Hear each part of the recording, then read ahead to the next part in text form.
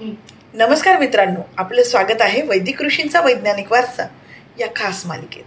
आज आपण बोलणार आहोत अशा ऋषींबद्दल ज्यांनी केवळ ज्ञान दिलं नाही तर स्वतःचं जीवन देखील समाजासाठी अर्पण केलं.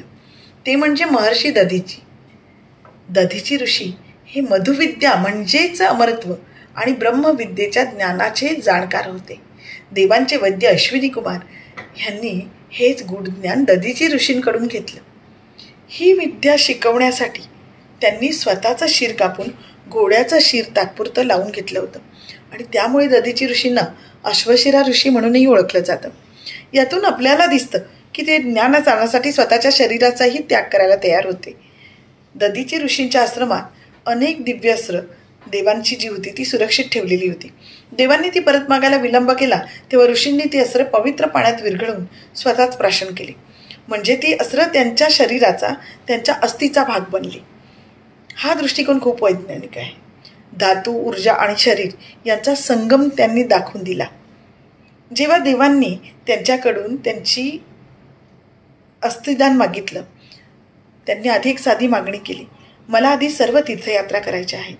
इंद्राने त्यांची इच्छा ओळखून गंगा, नर्मदा, यमुना अशा पवित्र नद्या नैमिषारण्य येथे एकत्र आणल्या. दधीची ऋषींनी तेथे स्नान केलं आणि मग आपल्या देहाचे दान करायची तयारी दाखवली. शेवटी दधीची ऋषींनी स्वतःचा देह त्याग केला. त्यांच्या अस्थीमधून वज्रायुध म्हणजे इंद्रवज्र तयार झालं आणि इंद्राने त्याचा वापर करून वृत्रासुराचा पराभव केला.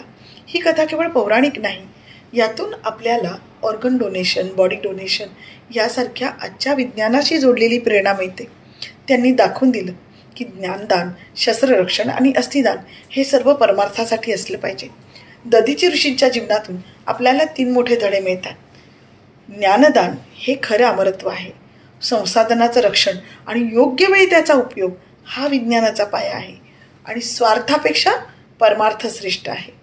आज जेव्हा आपण डोळे, अवयव किंवा शरीरदान याबद्दल बोलतो तेव्हा त्याचं मूळ आपल्याला दधीची ऋषींच्या या महान कार्यात दिसतं.